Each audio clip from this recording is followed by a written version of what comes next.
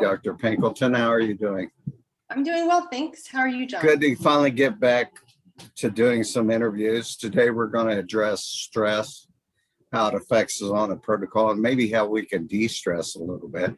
Before we start, I have a small disclaimer to read. I'm always going to read. So here goes. This interview is from our own personal experiences. We are not talking in specifics, but in general about our experiences while doing the Coimbra protocol. We are not giving medical advice or addressing individual cases. Cases and results can vary using one method or another. Medical protocols and methods of treating multiple sclerosis should be done with a licensed medical professional. Okay, Dr. Pinkleton, inform us here, educate us. It's good to see you. Okay, I'll just take it from there. Yeah, so you asked me the other day what I wanted to talk about for this little podcast, and stress came to mind because it's a thing that I see becoming a huge issue in our society, given the state of the world these days and just even how life was before all this crazy pandemic stuff. But a lot of people don't understand how much stress affects the body. In terms of autoimmune issues, it can a huge stressor or prolonged chronic stress can precede the I guess you could say development of autoimmune disease. I like to say the showing up or the beginning of symptoms, because a lot of times autoimmune disease is brewing in the background, waiting for like a way in, right? Yeah. And then also on the flip side of that, if we're super stressed out, our body has a really, really, really difficult time healing. And so it's kind of like a catch-22, because the stress can suppress the immune system, but then also can flare the immune system all at the same time, because we have so many different types of immune system cells and signaling, communication between the immune system and our tissues. And really, if we could just get our stress levels lower as a society, but definitely for patients with autoimmune issues, health can really start to improve and we can get to that more optimal ideal health level. I know that personally, whenever I'm talking with people who have multiple sclerosis, I can say 100% of the time they had a stressful situation. Yes. Now, like you said, MS was probably in the background, just waiting for its opportunity to show its ugly head. But I know personally myself, I had a business and I was extremely stressed.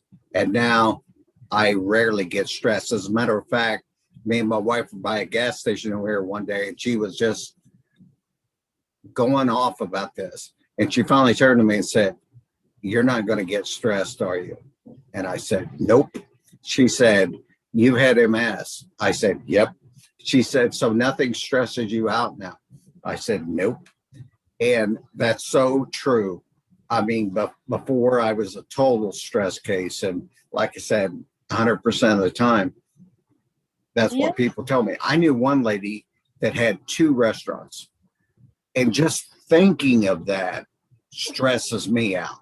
I know, but right? Just thinking of 1 stresses me out. 2, there's no wonder she got MS. I mean, she had to be stressed all the time, I would think.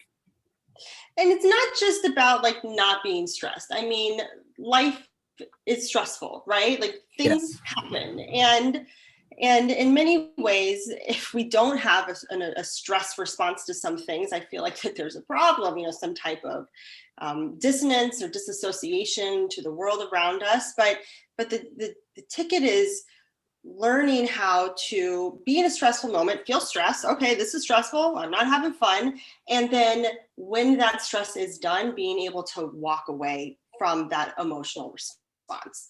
And, it can be really difficult. A lot of people bring work home with them. People ruminate over things that happened years ago. We have these things that we do as humans that prolong the stress, and a lot of it, or the stress response, I should say, and a lot of it is just because of our modern society not really matching up with our ancient and intelligent biology. This stress response that we have was there to get us out of acute danger, predators coming to get us, or, we're running from some type of calamity, and then it's done. And we're either dead or we're still alive and the stress is gone, and then we relax. And that's just not how it works anymore. Now you've got like a mortgage over your head, or a job insecurity, or a dysfunctional relationship, and you can't just like walk away from that and have it be over. And so it's learning how to kind of manage one's stress response and stress level. And I pretty much every visit I ever have with any patient or client, I always ask them, on a scale of 1 to 10, 10 being unbearable, where would you put your stress level on average? And if it is, 5 or above, I give them one visit to kind of think about, just kind of see where that's coming from, see if you can kind of lower that. And if not, by the next visit, we're talking about stress reduction techniques, whether that be, do I need to improve your sleep? A lot of times, if we can just get people sleeping, they can handle life so much more easily with so much more grace. So sleeping, blood sugar regulation, are you having breakfast every morning? Because that'll totally set up your day for some stress issues later on if your blood sugar is crashing. Do we need to work on your breathing pattern? And I have colleagues I refer my patients to for biofeedback therapy. If you don't know what that is, check it out. It's pretty cool. And sometimes I'm counseling them. Hey, maybe you need a different job. Hey, maybe you need to get out of that toxic relationship. And those things are really hard and they're stressful in and of themselves. But once you get to the other side of it, do people tend to feel so much better and thankful that they put themselves through that transition so that they could be in a healthier place later on in life. If that makes sense. Absolutely. Something I ask people is, can I do anything to change this? And if you can't, you have to learn to let it go. And that's what I've learned to do. Yeah. I was always scared to death of multiple sclerosis and diseases like that. And once I got it, I realized, in doing the protocol, I think one of the problems in doing the protocol is people think they're in control of their destiny and they're in control. And a lot of times in many situations, we're not. And you have to learn to release that. And by releasing it, you release stress. I don't want to say I don't get stressed when my children have a problem, or, God forbid my wife should have a problem. And, it might stress me, but I don't hang on to it anymore. It's like you said, I deal with it and I move on. So, yeah. And there's one thing that changing the subject slightly. oh, you're breaking up on me, John. You were talking, are you there? Yes, I'm here now. Okay. You were talking about sleep affecting stress. I had insomnia for 2 or 3 years. It was a long time. I'd wake up at 2 o'clock and I was up. Mm-hmm. What is it? And I see that a lot. What is it that causes that? Is it the magnesium, the vitamin D, or something else, MS, just in general? Oh, it could be so many things. I mean, vitamin D, if people take it in the evening, it can be stimulating and interfere with sleep. Magnesium should actually do the opposite and help to relax the nervous system. When I see people with that like 2 or 3 a.m., waking and they're up for a while, I view that as a blood sugar issue. The blood sugar's crashed, cortisol has risen because cortisol is attached to a glucose or a sugar molecule, and the body wants that sugar. But then the cortisol wakes us up, and we're up for a while, right? And I see that in people that are not on the protocol, and I see that in people that are on the protocol. I don't really view it as like a protocol thing. But one thing I do see a lot of people on the protocol or with MS or other autoimmune things is they do a lot of radical changes to their diet and Often they're not getting enough calories in because they just, they're eating like vegan, or they're doing intermittent fasting at an inappropriate timing for their bodies, and it really can throw off their blood sugar. And so I just work with them on that. Yeah, I think that, and Dr. Coimbra, you can hear that on here. Dr. Coimbra addresses this a little bit with another doctor in South America, and that is people were trying to remove gluten and do the protocol, and it was causing a lot of stress for them, because the protocol in and of itself can be stressful for some people, but then to remove gluten can be very stressful. Am I freezing up again? You I'm sorry, are. people. I'm getting most of it. This is true. And sometimes I'll tell people, hey, I get it. I get that this person said this about the diet. And yes, in lots of times, sometimes doing gluten-free diet can be helpful for some people. It's not across the board. But if a dietary change is going to be more stressful than having the Definitely.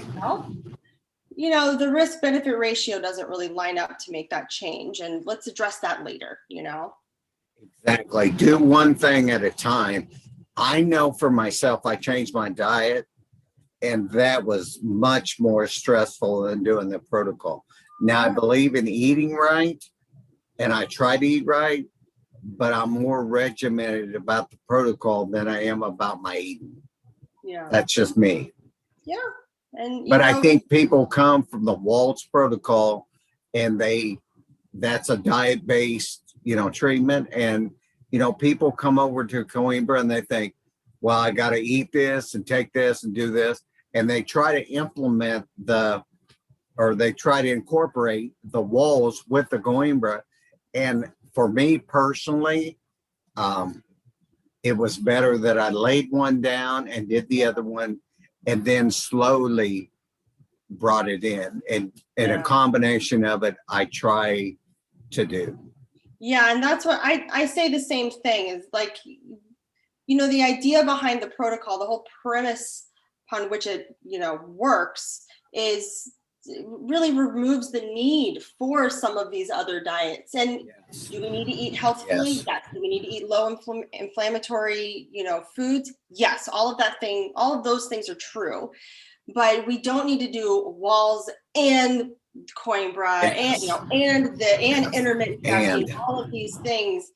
Start with one and then incorporate things, because otherwise it's very restrictive. And you know what else you need to heal?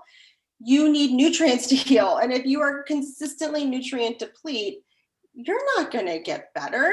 You might not get any worse, but you sure as heck aren't going to get any better. And kind of unwinding some of those and unlearning some of those lessons can be so important. Yeah. Well, is that all you have to say about stress today? That's all I got for today. All right. Well, wonderful. I want to share with people again my news, and just you could give just a couple of sentences. At 4 years, 1 month, and 7 days, my heat intolerance left, and I couldn't be more happy. It surprised me. It's wonderful. It's probably more substantial than walking, but it just goes to show us all that I tell people, this is a funny way to put it, but you're going to heal till you die. And as long as you eat right and take your vitamin D and get your sun and all that, you're doing everything that your body needs to heal. Now, the healing, we don't know how much will take place. We don't know what you'll get back. So, but I'm just going to continue doing it, and hopefully something else will pop up in a couple of years, I don't plan on running, but you never know. You never know. It was good talking with you, John. Yeah, good talking to you, Dr. Tressa. Well, we'll try to do this again in a few weeks. If you have any questions, please forward them to us, and we'll see if we can address them next time around. All right. Take care. All right. Bye-bye.